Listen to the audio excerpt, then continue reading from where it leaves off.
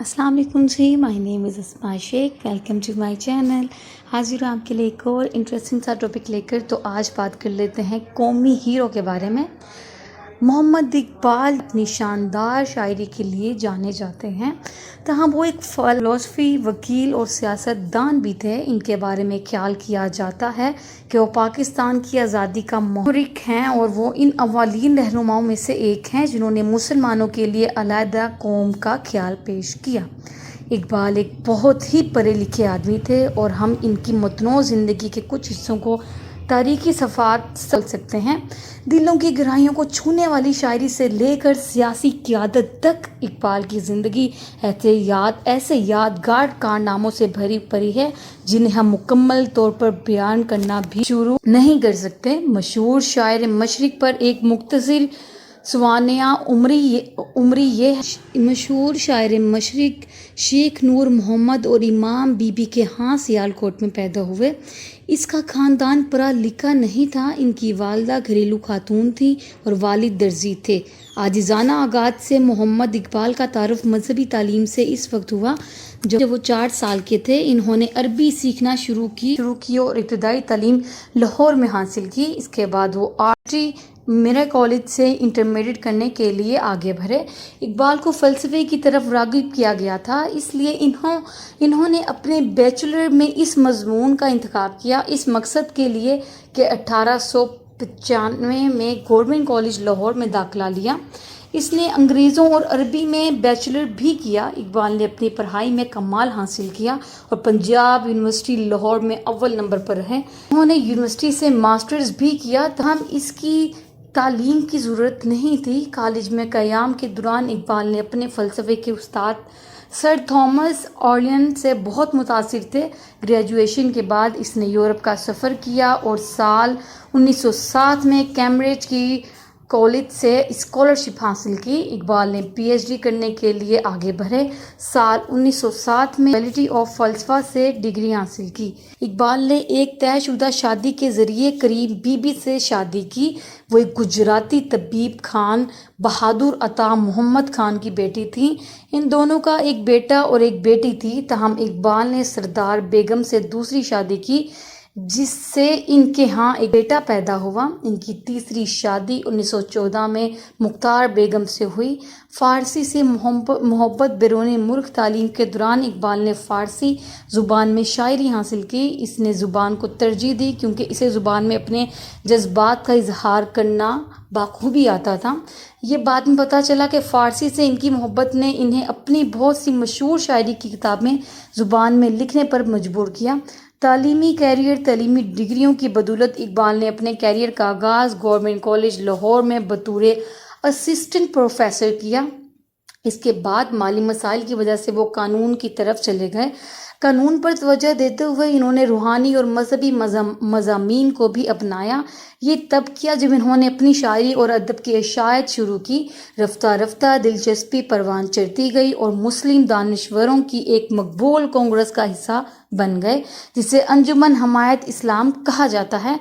आगे बढ़ते हुए 1919 में वो तंजीम के जनरल सेक्रेटरी मुंतखब हुए। मगरबी फ़लसफ़े से ख़ास तौर पर मुतासिर थे।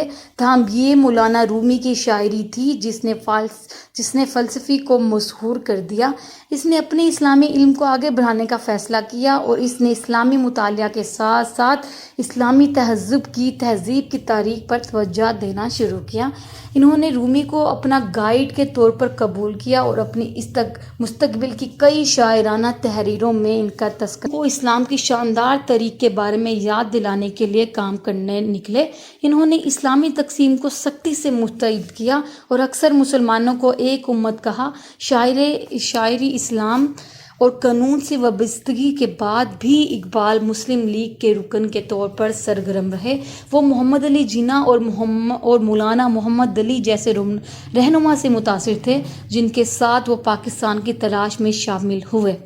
इकबाल ने इंडियन नेशनल कांग्रेस को भी नापसंद किया जिसके बारे में इनका कहना था कि हिंदुओं का गलबा है और 1920 की दहाई में जब वो कमेटी को ब्रिटिश नवाज اور سینٹرسٹ گروپ میں تقسیم کیا گیا تو وہ بہت زیادہ مایوس ہوئے۔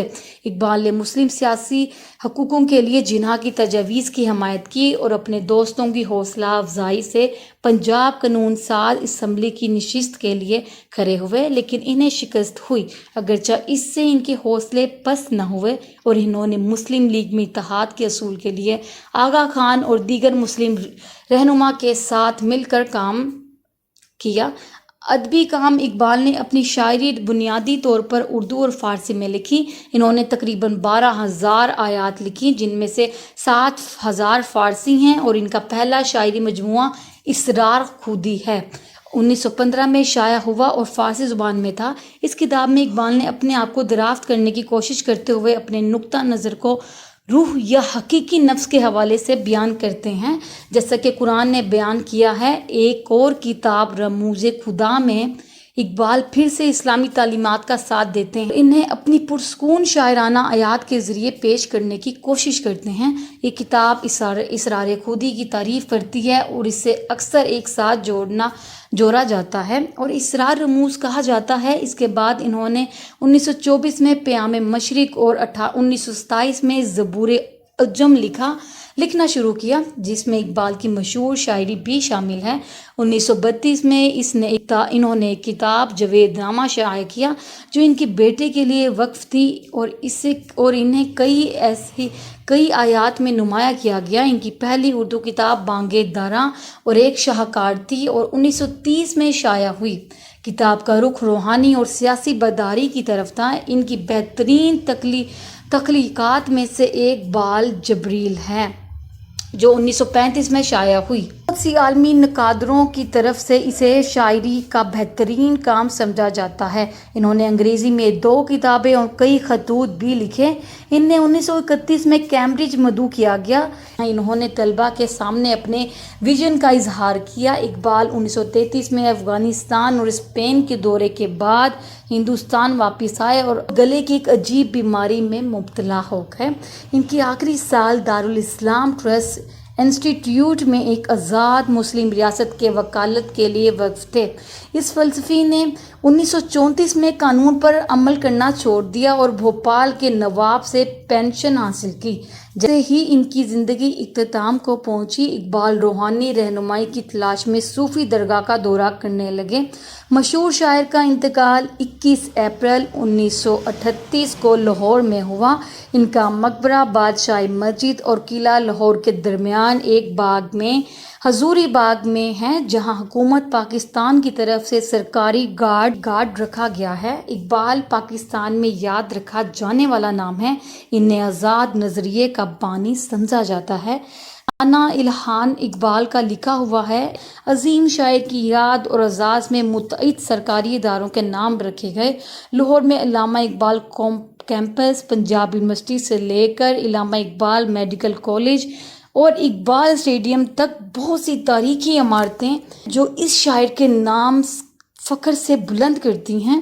حکومت اسکالر کے نام پر تعلیمی اداروں کے قیام کی سرپرستی بھی کی اور ان کی سالگرہ کو قومی تعطیل کے طور پر سمجھا جاتا ہے۔ ان کے بیٹے Javed Iqbal supreme court of Pakistan کے جج کے طور پر خدمات انجام دے چکے ہیں۔ اقبال کی آخری رہائش گاہ جاوید منزل تھی۔ انہیں دنیا کے سب سے زیادہ عظیم با اثر شاعروں میں سے ایک کے طور پر یاد رکھا جائے گا۔